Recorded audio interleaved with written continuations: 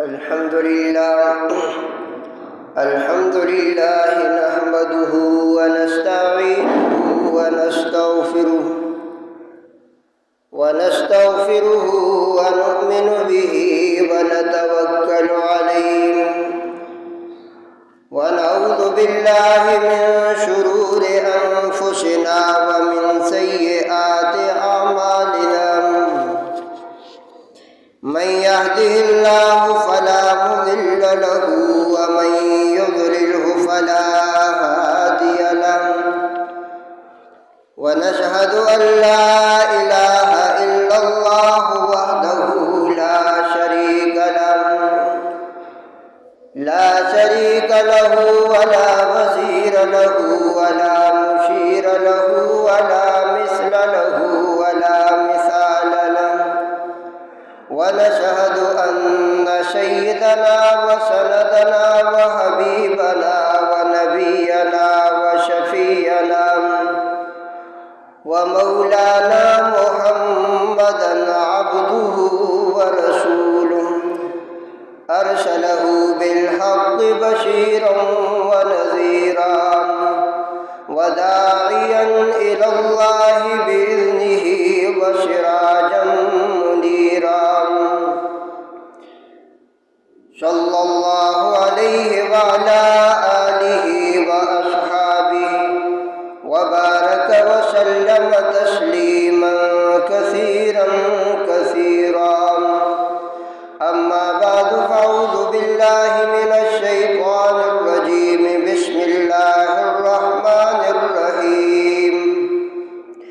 قال الله تبارك وتعالى في القرآن المجيد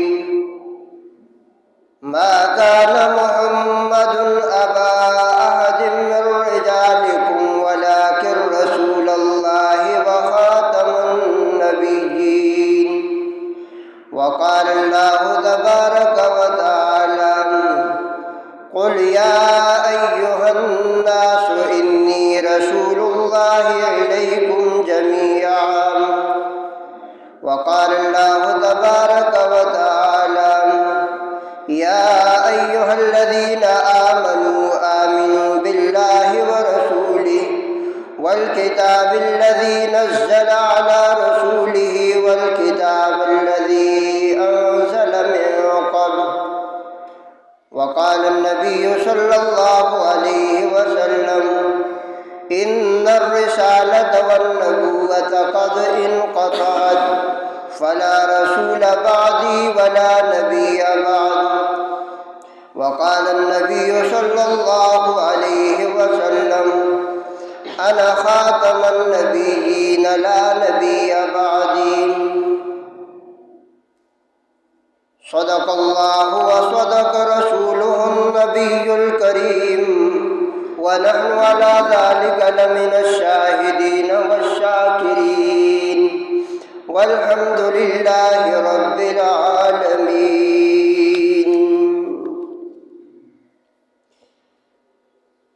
ہوا روشن جہاں سارا محمد سا قمر آیا ہوا روشن جہاں سارا محمد سا قمر آیا ہمیشہ کو چھٹی ظلمت کے وہ نور سحر آیا نبی آئے بہت لیکن محمد ہی ہوئے خاتم نبی آئے بہت لیکن محمد ہی ہوئے خاتم نبوت کے شجر پہ اب بفضل رب ثمر آیا میرے جان و دل ہے نثار محمد میری جان و دل ہے نثار محمد ہے بعد از خدا مجھ کو پیارے محمد کوئی انسا جہاں میں نہ آیا نہ آئے ہے عرفہ و اعلیٰ ہمارے محمد وہ ختم الرسل ہادی جن و انس ہے دنیا میں قائم وقار محمد مدینے کی ہر ایک چیز مجھ کو پیاری وہ ہے مسکن تاجدار محمد۔ مدینے کے راہی مجھے ساتھ لے چل، مدینے کے راہی مجھے ساتھ لے چل، میں ہوں رات دن بے قرار محمد۔ ان اللہ وملائکتہ یصلون علی النبی یا ایھا الذین آمنوا صلوا علیہ وسلموا تسلیما۔ اللہم صل علی محمد وعلی آل محمد کما صلیت علی ابراہیم وعلی آل ابراہیم انک حمید مجید۔ اللہم بارک علی محمد وعلی آل محمد کما بارکت علی ابراہیم وعلی آل ابراہیم انک حمید مجید۔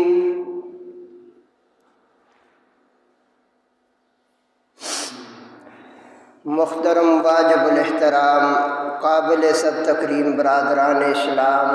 محترم دوستوں اور بزرگوں، خالق ارض و سماء کا فضل و احسان ہوا کہ اس ذات نے صحت و عافیت اور ایمان کی دولت کے ساتھ جمعہ کا یہ مبارک دن نصیب فرمایا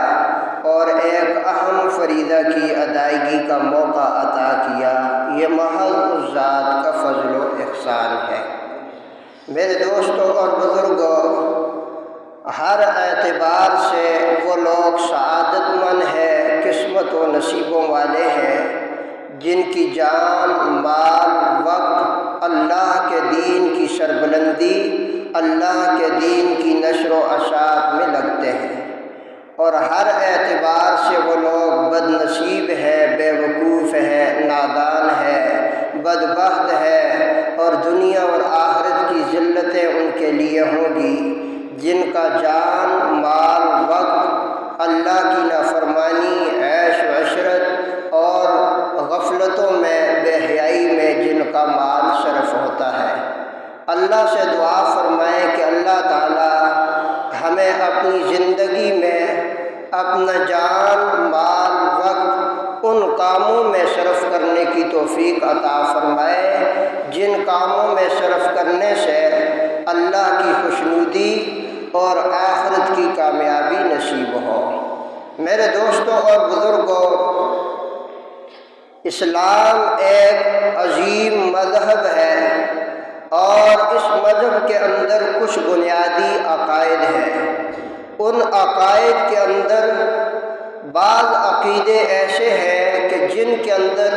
ذرا برابر بھی شک و شبہ کوئی بندہ کرے تو وہ دائرہ اسلام سے خارج ہو جاتا ہے،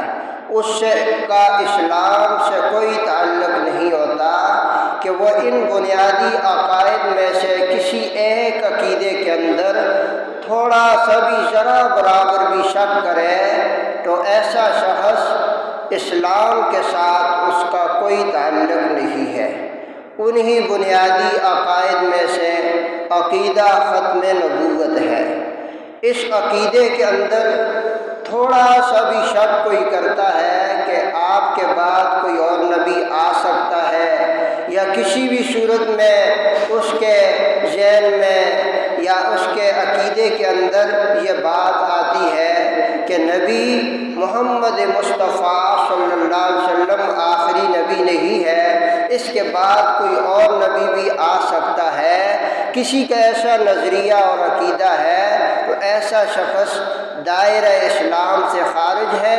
اس کا اسلام کے ساتھ کوئی تعلق نہیں ہے، چاہے وہ 100 نسبت اسلام کے ساتھ کرتا پھرے، بڑے بڑے دلائل دیں، لیکن اگر اس کا اس بارے میں عقیدہ مشکوک ہے یا اس بارے میں اس کا عقیدہ یہ ہے کہ کوئی نبی آ سکتا ہے، ایسا بندہ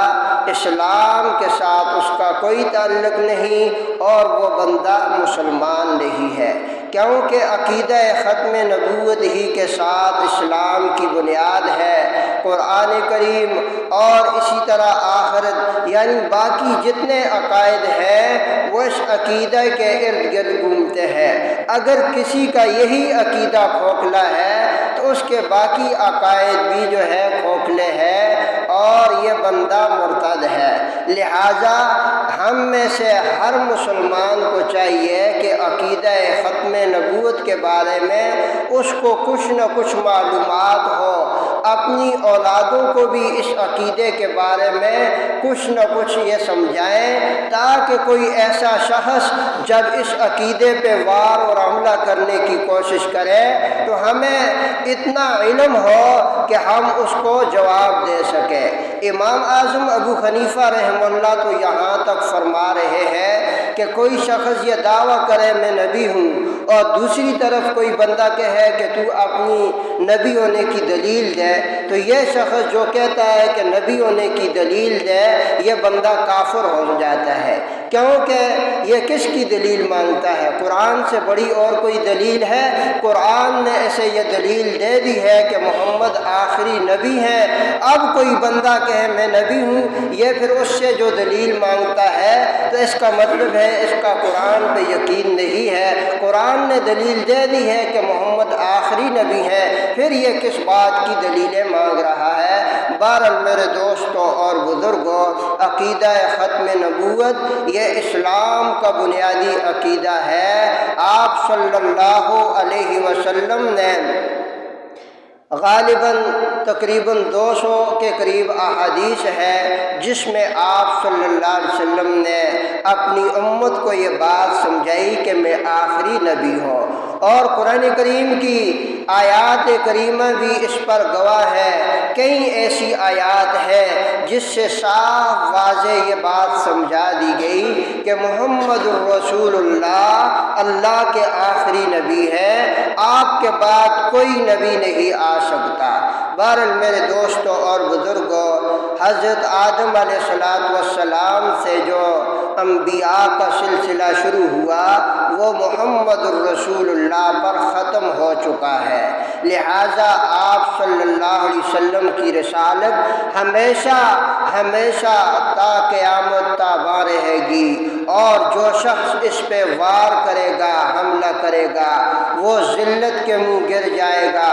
اور وہ برباد ہوگا۔ آپ صلی اللہ علیہ وسلم نے فرمایا ان الرسالۃ والنبوۃ قد انقطعت فلا رسول بعدی ولا نبی بعد، کہ بے شک رسالت اور نبوت کا جو سلسلہ تھا وہ اب منقطع ہو گیا، فلا رسول بعد، میرے بعد نہ کوئی رسول ہے نہ ہی کوئی نبی ہے۔ آپ صلی اللہ علیہ وسلم نے فرمایا انا خاتم النبیین، میں آخری نبی ہوں، میرے بعد کوئی نبی نہیں ہے۔ آپ صلی اللہ علیہ وسلم نے حضرت علی سے فرمایا کہ اے علی، کیا تو یہ پسند نہیں کرتا کہ تیری نسبت میرے ساتھ ایسی ہے جیسے ہارون کی موسیٰ کے ساتھ تھی، لیکن میرے بعد کوئی نبی نہیں ہے، یعنی کہ ہارون نبی تھے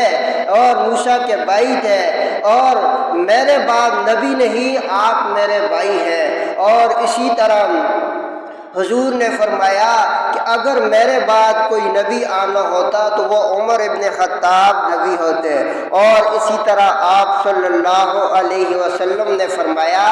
کہ بنی اسرائیل میں نبی آتے رہتے تھے، اور ایک نبی جاتا تو اس کے بعد اللہ دوسرے نبی کو بھیجتے جو پہلے نبی کا جانشین ہوتا، اور آپ نے فرمایا کہ میں آخری نبی ہوں، اب میرے بعد کوئی نبی نہیں ہے۔ بنی اسرائیل کے اندر نبی آتے، جب وہ اس دنیا سے جانے کے قریب ہوتے تو لوگوں کو کہتے کہ میرے بعد فلاں نبی آنے والا ہے۔ آپ نے فرمایا کہ لوگوں، میرے بعد اب کوئی نبی نہیں ہے۔ اور اس طرح آپ صلی اللہ علیہ وسلم نے اس عقیدے کو مزید سمجھاتے ہوئے فرمایا کہ میرے اور پچھلے نبیوں کی مثال ایسی ہے کہ جیسے کوئی شخص ایک خوبصورت محل بنائے، خوبصورت مکان بنائے، وہ مکان مکمل تیار ہو جائے، بڑا خوبصورت مکان بن گیا، لوگ اس کو دیکھتے ہیں اور بڑے تعجب کرتے ہیں کہ اتنا خوبصورت مکان، لیکن اس کے سامنے ایک اینٹ کی جگہ، ایک جو ہے اینٹ کی جگہ خالی ہے، لوگ لوگ جب دیکھتے ہیں اور کہتے ہیں کتنا خوبصورت مکان ہے، اگر یہ ایک اینٹ بھی لگ جائے تو یہ مکان مکمل ہو جائے گا۔ آپ نے فرمایا میں وہ اس محل کی آخری اینٹ ہوں، قصر نبوت کا جو محل تھا اس میں وہ آخری اینٹ ہوں۔ اب سلسلہ نبوت جو تھا وہ مجھ پہ ختم ہو چکا ہے۔ تو میرے دوستوں اور بزرگوں، آپ نے اگر کوئی اور نبی آنا ہوتا بتقاضۂ شفقت آپ امت کو آگاہ کرتے کہ دیکھو میرے بعد فلاں نبی آئے گا۔ جب آپ نے پیدائش سے لے کر موت تک ایک ایک لمحے کی اپنی امت کو تعلیمات دی، استنجا کرنے کا طریقہ تک سکھایا، تو اگر آپ کے بعد کوئی نبی آنا ہوتا تو کیا آپ اپنی امت کو آگاہ نہ کرتے؟ ضرور آپ اپنی امت کو آگاہ کرتے۔ اس لیے آپ صلی اللہ علیہ وسلم نے جب یہ بات سمجھا دی کہ میرے بعد کوئی نبی نہیں ہے، اب اگر کوئی شخص نبوت کا دعویٰ کرتا ہے وہ جھوٹا ہے، کذاب ہے، دجال ہے۔ آپ صلی اللہ علیہ وسلم نے فرمایا کہ لوگوں، میں آخری نبی ہوں اور میرے بعد ایسے لوگ آئیں گے، ایک روایت میں 30 کذاب دجال آئیں گے، جن میں سے ہر ایک یہ دعویٰ کرے گا کہ میں نبی ہوں۔ آپ نے فرمایا کہ جو دعوے دار ہیں وہ سب جھوٹے ہیں، میں آخری نبی ہوں۔ اور آپ صلی اللہ علیہ وسلم نے چونکہ یہ بنیادی عقیدہ تھا، اپنی امت کو ہر اعتبار سے سمجھا دیا کہ میں آخری نبی ہوں۔ اب اگر کوئی شخص یہ دعویٰ کرتا ہے کہ اس کے مقابلے میں کھڑے ہو جانا، ڈٹ جانا اور اس کذاب کو جو ہے اس کذاب کا کلا کم کرنا، یہ تمہاری ذمہ داری ہے۔ تو بہرحال میرے دوستوں اور بزرگوں، سب سے پہلے مدینہ کے اندر صعب بن زیاد نے 2 ہجری میں نبوت کا دعویٰ کیا، اور اس کے بعد 4 ہجری میں یمن کے اندر اسود بن کعب نے نبوت کا دعویٰ کیا، اور اس کے بعد 10 ہجری میں یمامہ کے مسیلمہ کذاب نے نبوت کا دعویٰ کیا۔ اس طرح ایسے کذاب حضور کے بعد پیدا ہوتے رہے، اور ہر دور میں شمع نبوت کے پروانے ان کذابوں کا مقابلہ کرتے رہے، اور آپ صلی اللہ علیہ وسلم سے لے کر آج تک ایسے کئی غالباً بہت سے ایسے کذاب آئے جنہوں نے نبوت کا دعویٰ کیا۔ ان میں 3 ایسے بڑے کذاب تھے جن کے فتنے بہت زیادہ پھیلے۔ ان میں سے ایک مسیلمہ کذاب تھا جو صدیق اکبر کے دور میں جس کو واصل جہنم کر دیا گیا، اور دوسرا کذاب ایران کا بہلہ ایرانی ہے جس کا فتنہ بہت زیادہ پھیلا، اور تیسرا کذاب جو تھا وہ قادیان کا مرزا قادیانی تھا۔ ان 3 کذابوں کے فتنے بہت زیادہ پھیلے۔ اس کے علاوہ ایسے کئی تھے جنہوں نے دعوے کیے لیکن ان کے فتنے اتنے زیادہ نہیں پھیل سکے۔ چنانچہ سب سے پہلے مسیلمہ کذاب کا کلا کما کرنے والے صدیق اکبر رضی اللہ تعالیٰ عنہ نے دیکھا جب اس کا فتنہ پھیل رہا ہے، آپ نے بڑے بڑے بزرگ جلیل القدر صحابہ کے ساتھ مل کر مسیلمہ کذاب کے خلاف جہاد کا اعلان کیا، اور مسیلمہ کذاب اور غالباً اس کے 30,000 پیروکاروں سمیت ان کو قتل کر کے جہنم واصل کیا۔ اب اس فتنے کا سلسلہ وہاں ختم ہوا۔ وقتاً فوقتاً جب بھی ایسے فتنے اٹھتے رہے اور وقت کے جانثاران محمد ان فتنوں کے مقابلے کھڑے ہو کر ان فتنوں کا کلا کما کرتے رہے، آخر کار ہمارے زمانے میں 1840 میں غلام مرتضیٰ کے گھر ایک بچہ پیدا ہوا جس کا نام اس نے غلام احمد رکھا۔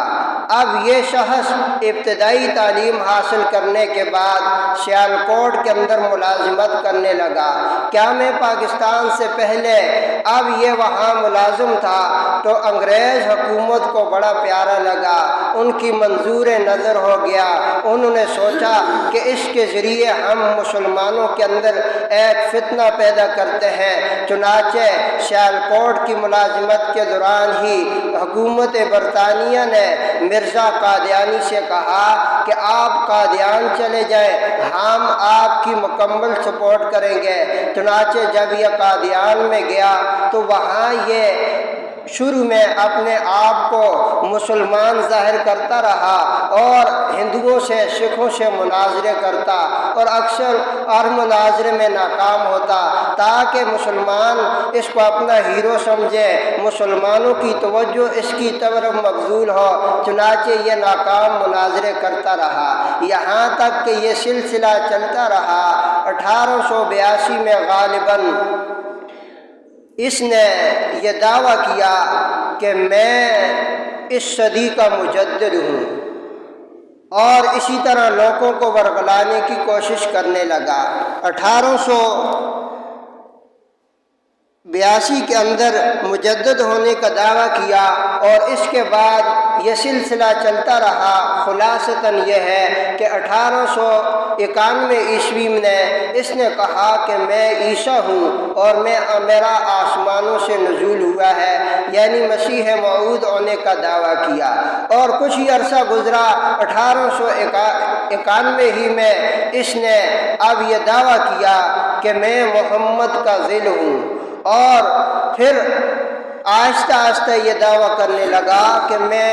بعین ہی محمد ہوں اور میں قرآن کریم سے غلطیاں نکالنے کے لیے اللہ نے مجھے نبی بنا کر بھیجا ہے۔ معاذ اللہ مختلف طریقوں سے عربی عبارات بنا کر یہ کہتا کہ میرے طرف سے وحی آ رہی ہے اور مجھے یہ وحی آئی ہے۔ انا انزلناہ قریبا من القادیان، اللہ فرماتے ہیں کہ مرزا میں نے آپ کو قادیان کے قریب نبی بنا کر بھیجا ہے۔ بہرحال مختصر یہ ہے کہ یہ مختلف طریقے سے ایسی باتیں بناتا اور کہتا کہ مجھے مختلف زبانوں میں وحی نازل ہوتی ہے، انگریزی زبان میں بھی، پنجابی زبان میں بھی، عربی زبان میں بھی مختلف جو ہے فرشتے میرے اوپر نازل ہوتے ہیں، اور مجھے یہ حکم دیا گیا ہے کہ قرآن کریم میں جو غلطیاں ہیں میں وہ بھی نکالوں گا، اور جو محمد کی احادیث ہے ان کی غلطیاں نکالنے کے لیے مجھے بھیجا گیا ہے۔ اگر کوئی ایسی حدیث جو میرے نظریے کے خلاف ہے تو اس کو ردی میں پھینک دو، وہ بیکار ہے، کیونکہ میں اس جو ہے محمد کی احادیث کی تشریح اور اس کو تصحیح کرنے کے لیے آیا ہوں۔ بہرحال ایسی بہت سی اس نے کفریہ باتیں کرتا رہا یہاں تک کہ یہ سلسلہ چلتا رہا اور اس نے بہت سے لوگوں کو ورگلایا، فتنہ ہر طرف پھیلانا شروع کیا، کیونکہ حکومت برطانیہ کا یہ منظور نظر تھا، مکمل اس کو سپورٹ تھی، لہٰذا اگر کوئی اس کے خلاف اٹھتا تو اس کو جیل میں پھینک دیا جاتا۔ تو یہ سلسلہ اس کا چلتا رہا اور اسی طرح قیام پاکستان کے بعد اس نے اپنی سرگرمیاں مزید بڑھا دی اور پاکستان کا وزیر داخلہ قیام پاکستان کے بعد سر ظفر اللہ بنا دیا گیا اور یہ وزیر خارجہ مکمل قادیانی تھا۔ اور اس کے بعد قیام پاکستان کے بعد مرزا قادیانی کا جو نائب تھا مرزا محمود، اس نے سر ظفر اللہ قادیانی جو وزیر خارجہ تھا اس کے ساتھ جو ہے مشورے کیے اور اس نے یہ چیلنج دیا مسلمانوں کو کہ 1952 نہیں ہو پائے گا، یہ پاکستان کی جو حکومت ہے یہ اسلامی پاکستان نہیں ہوگا، یہ قادیانی ریاست بن جائے گی۔ سرفروشان ختم نبوت نے قادیانیوں کے اس چیلنج کو للکارا اور کہا کہ جب تک اس سرزمین پہ محمد مصطفیٰ کے دیوانے موجود ہیں کوئی شخص بھی اسلامی ریاست کو قادیانی ریاست نہیں بنا سکتا۔ بہرحال چونکہ انگریز کا مکمل تعاون تھا اور پاکستان کے اعلیٰ عہدوں پر قادیانی تھے، ہر طرف سے مسلمانوں پر زمین تنگ کر دی گئی، اور اگر کوئی شخص بھی قادیانیوں کے خلاف بات کرتا تو اس کو جیل کی سلاخوں میں ڈال دیا جاتا۔ سب سے پہلے مرزا قادیانی کے خلاف علماء لدھیانہ نے کفر کا فتویٰ دیا۔ اب اس کفر کے فتوے کی تصویب کے لیے علماء دیوبند کے پاس وفد آیا تو مفتی اعظم ہند مولانا رشید احمد گنگوئی رحمہ اللہ نے علماء دیوبند کے سرخیل ہونے کی حیثیت سے قادیانیت کے خلاف تحریک کھڑی کی اور قادیانیوں کے کفر کا فتویٰ علن اعلان کیا۔ اس فتوے کی بنیاد پر علماء کو جیل کی سلاخوں کے پیچھے دھکیلنا شروع کر دیا گیا اور ہر طرف سے تحریک ختم نبوت کو ختم کرنے کی بھرپور کوشش کی گئی۔ بہرحال مختصر یہ ہے کہ حضرت علامہ انور شاہ کشمیری نے سمجھ لیا کہ اب حالات خطرناک ہیں۔ اگر اس موقع میں ہم نے مسلمانوں کو اس معاملے میں سمجھایا نہ، ہم مسلمانوں کو اس معاملے میں ان کی رہنمائی نہ کی، کل قیامت کے دن کس منہ سے رسول اللہ کے سامنے جائیں گے۔ لہذا انور شاہ کشمیری نے تمام علماء کو ایک جگہ اکٹھا کیا اور فرمایا کہ اگر آج محمد کی ناموس کے لیے کھڑے نہیں ہوگے تو کل کس منہ سے حضور کی شفاعت کے جام کوثر پہ حضور کے سامنے حاضری دو گے۔ لہذا اپنی تمام تر مصروفیات کو چھوڑ کر صرف اور صرف ختم نبوت کے لیے میدان میں آئی ہے۔ چنانچہ تمام علماء نے امیر شریعت سید عطا اللہ شاہ بخاری رحمہ اللہ کے ہاتھ پر بیعت کی کہ ہماری زندگیاں ختم نبوت کے لیے وقف ہے۔ اب سیب النفرمانی شروع ہو گئی، ہر طرف ہنگامہ بپا ہے۔ چونکہ حکومت کے اعلیٰ عہدوں پر قادیانی تھے، لہذا فوج کے ذریعے ہر شخص کے اوپر جو شخص بھی ختم نبوت کا نعرہ لگاتا یا اسے قتل کر دیا جاتا یا جیل کی سلاخوں کے پیچھے پھینک دیا جاتا۔ غالباً 1 لاکھ سے زیادہ علماء کو جیل کی سلاخوں کے پیچھے بند کر دیا گیا اور لاہور کی مال روڈ پر ایک ہی دن کے اندر 10,000 مسلمانوں کو گولیوں سے بھون ڈالا۔ جو بھی باہر نکلتا اور یہ نعرہ لگاتا تاجدار ختم نبوت تو ادھر سے گولی آتی اس کے سینے پہ لگتی، یہاں تک کہ ایک ہی دن میں 10,000 نوجوانان اسلام اور ختم نبوت کے پروانوں کو شہید کر دیا گیا۔ اور جب دیکھا کہ ہر طرف ہنگامہ بپا ہے، عطا اللہ شاہ بخاری رحمہ اللہ نے ایک مجمع میں فرمایا، لاکھوں کا مجمع، اور فرمانے لگے کہ لوگوں دیکھو، انسانوں کو عزت بخشنے والا، انسانوں کو عزت دینے والے محمد کی عزت آج خطرے میں ہے۔ تم دنیا کی فانی عزتوں کے لیے جان دے دیتے ہو، زمینوں کے لیے جان دے دیتے ہو اور پیسے کے لیے جان دے دیتے ہو۔ آج محمد کی ناموس کے لیے جان دینے کے لیے تیار ہو جاؤ، یہ سودا بڑا قیمتی سودا ہے۔ اور آپ حضرت عطا اللہ شاہ بخاری بڑے ہی دردمندانہ انداز میں لوگوں کو سمجھایا کہ لوگوں، آج امی عائشہ خدیجۃ الکبریٰ تمہارے در پہ ہے، ان کے سر کی تاج کی عزت آج خطرے میں ہے، آج تم اپنے نبی کی عزت کے لیے میدان میں اترو۔ اہل علم فرماتے ہیں حضرت عطا اللہ شاہ بخاری کے اس بیان پر سینکڑوں نوجوانوں نے یہ عہد کیا کہ ہم ہر محاذ میں علماء کے ساتھ کھڑے رہیں گے اور ان قادیانیوں کا تعاقب کرتے رہیں گے۔ چنانچہ یہ تحریک مزید زور پکڑتی گئی، یہاں تک کہ ہر طرف جب ہنگامہ بپا ہوا تو حکومت بھی اس بات پہ مجبور ہو گئی کہ اب ان محمد رسول اللہ کے جانصاروں کا راستہ کوئی نہیں روک سکتا، لہٰذا 7 ستمبر 1974 میں قائد ملت اسلامیہ مولانا فضل الرحمن حفظہ اللہ کے والد محترم مفتی محمود رحمۃ اللہ تعالی علیہ نے 37 ارکان کے ساتھ اسمبلی میں یہ قرارداد پیش کی کہ قادیانی غیر مسلم ہے، یہ اسلام کے بھی دشمن ہے، قرآن کے بھی دشمن ہے اور پاکستان کے بھی دشمن ہے۔ اگر ان کا راستہ نہ روکا گیا ہماری آئندہ نسلیں ہمیں معاف نہیں کریں گے۔ چنانچہ اسمبلی میں حضرت مولانا مفتی محمود رحمہ اللہ نے 37 ارکان کے ساتھ جب یہ قرارداد پیش کی اور آپ کے ساتھ آپ کے اور رفقا بھی تھے، مختلف طریقوں سے اس پہ بحث ہوئی کہ قادیانی کیوں کافر ہیں، کیا وجہ ہے، چونکہ عام لوگ تو اس معاملے کو صحیح نہیں سمجھتے تھے، لہذا ان کو پوری اس معاملے میں ان کی رہنمائی کی گئی کہ یہ لوگ بظاہر کے لا الہ الا اللہ محمد الرسول اللہ پڑھتے تو ہیں، لیکن یہ محمد الرسول اللہ سے ہمارے آخری نبی محمد کو مراد نہیں لیتے، اس سے مراد یہ قادیانی مرزے کو سمجھتے ہیں۔ اور اس کے علاوہ اور بھی اس کے مرزا قادیانی کے بکواسات اسمبلی کے اندر مفتی محمود رحمہ اللہ اور اس کے رفقا نے لوگوں کے سامنے واضح کیے کہ دیکھو ان لوگوں کا راستہ روکو، وگرنہ یہ لوگ جو ہے تمہارے اسلام کو بدل دیں گے اور تمہاری عزت، نبی کی عزت پہ ہمیشہ حملہ آور ہوں گے۔ چنانچہ 7 ستمبر 1974 کا وہ تاریخ ساز دن تھا۔ 90 سال کی قربانیوں کے بعد اللہ نے جانثاران ختم نبوت کے اور جو ہے شہدائے ختم نبوت کو یہ عظیم دن دکھلایا کہ اسمبلی کے اندر مرزائیوں کے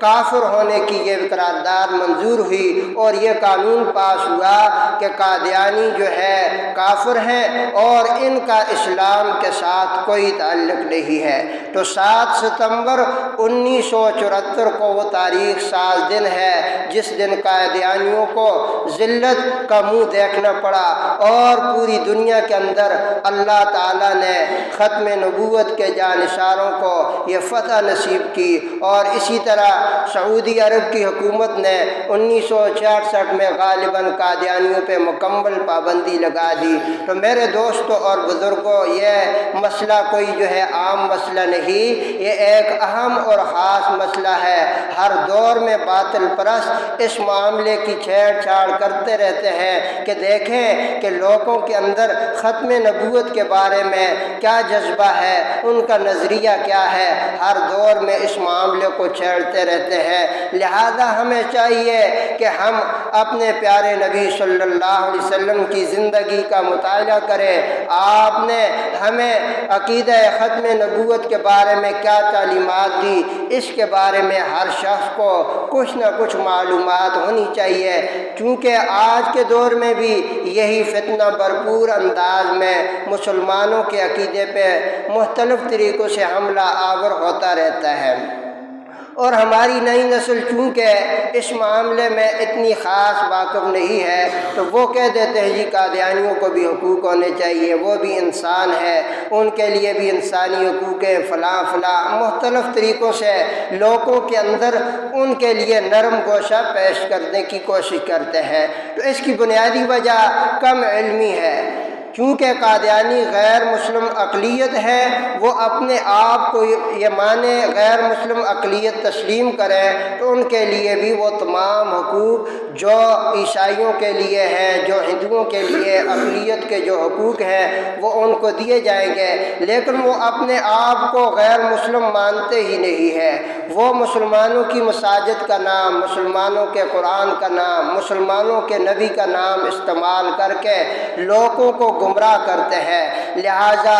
اس پاکستان کے وہ آئین ہی کو نہیں مانتے، تو ہمیں چاہیے کہ ایسے دشمنوں سے باز رہیں اور اس معاملے میں وقتاً فوقتاً علماء سے رہنمائی حاصل کریں اور خود بھی اس معاملے میں مطالعہ کریں، تاکہ کوئی ایسا شخص مختلف انداز میں ہمارے دل کے اندر قادیانیوں کے متعلق نرم گوشہ پیدا کر کے ہمارے دین پہ حملہ نہ کرے، ہمارے عقیدے پہ حملہ نہ کرے۔ عام طور پر آج کئی ایسے نوجوان ہیں، ہم نے انہیں دیکھا سوشل میڈیا کے اوپر کہ وہ قادیانیوں کے بارے میں نرم رویہ رکھتے ہیں، نرم گوشہ رکھتے ہیں کہ یہ انسان ہے، ان کے لیے یہ ہونا چاہیے، یہ ہونا چاہیے۔ بالکل وہ انسان ہے، ان کے لیے جو انسانی حقوق ہیں وہ ہوں گے، لیکن وہ اپنے آپ کو اقلیت تسلیم کرے۔ تو بہرحال میرے دوستوں اور بزرگوں، 7 ستمبر 1974 کا وہ تاریخی دن جو تھا،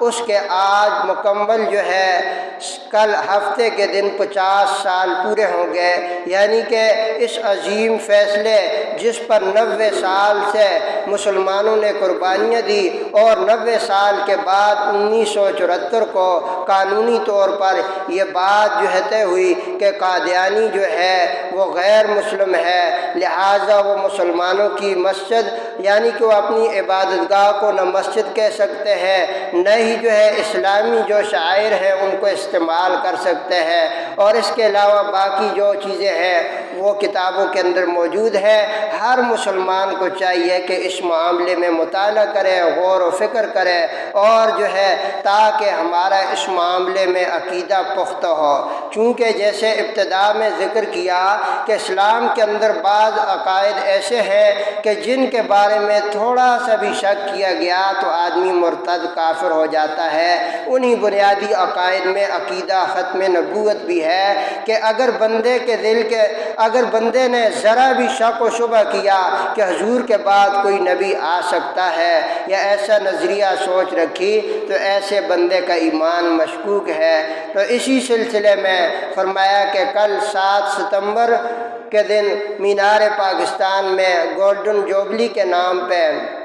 جانثاران ختم نبوت کو یہ پیغام دیا گیا کہ وہاں کوشش کریں جس کی استطاعت ہے اکٹھے ہوں اور وہاں اس بات کا اظہار کریں کہ جس طرح 1953 میں تحریک ختم نبوت میں مسلمانوں نے اپنے جذبے کا اظہار کیا، آج بھی اسی جذبے کے ساتھ وہ قادیانیوں کو غیر مسلم سمجھتے ہیں، آج بھی وہی جذبہ ہے اور اسی جذبے کے ساتھ عقیدہ ختم نبوت پر اپنی جان قربان کرنے کے لیے تیار ہے۔ تو جن کو موقع ہو، جن کے پاس استطاعت ہے، وہاں کوشش کریں اس کانفرنس میں شرکت کرنے کی، اور اپنے طور پر جس شعبے کے اندر ہے وہاں بھی لوگوں کی رہنمائی کریں اور اس تاریخ ساز دن کی یاد دہانی کریں کہ 7 ستمبر 1974 کو قادیانیوں کو غیر مسلم اسمبلی کے اندر قرار دیا گیا، لہذا آئندہ بھی اگر قادیانی اس معاملے میں شیطانی کریں گے ان کے راستے میں رکاوٹ ڈالی جائے گی، اور ختم نبوت کے لیے ہر مسلمان کے اندر یہ جذبہ ہونا چاہیے کہ میں اپنی جان، تن، من، دن سب کچھ قربان کرنے کے لیے تیار ہوں۔ یہ جذبہ ہر مسلمان کے اندر ہونا چاہیے۔ اللہ تعالی ہمیں عقیدہ ختم نبوت پر پختہ ایمان نصیب فرمائے۔ سنت اللہ۔